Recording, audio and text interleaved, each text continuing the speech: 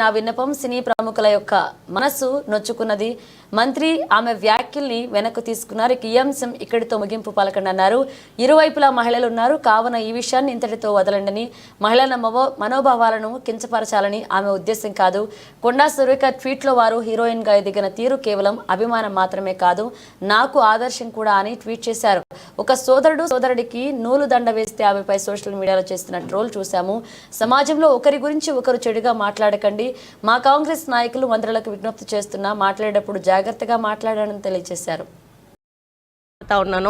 ఆ విషయంలో నేను ఇంకొకరిని నొప్పించాను అని తెలిసి రాత్రి వెంటనే మరి దాన్ని వెనక్కి తీసుకుంటూ నేను ట్వీట్ చేయడం జరిగింది. కాబట్టి నాకు జరిగిన అవమానం, నేను పడ్డ బాధ ఇంకొకరు పడకూడదు అనేటువంటి ఒక ఆలోచనతోటి నేను బేషరతుగా దాన్ని వెనక్కి తీసుకోవడం జరిగింది. కానీ కేటీఆర్ విషయంలో మాత్రం తగ్గేది లేదు. ఆయన తప్పనిసరిగా క్షమాపణ చెప్పాల్సిన అవసరం ఉంది.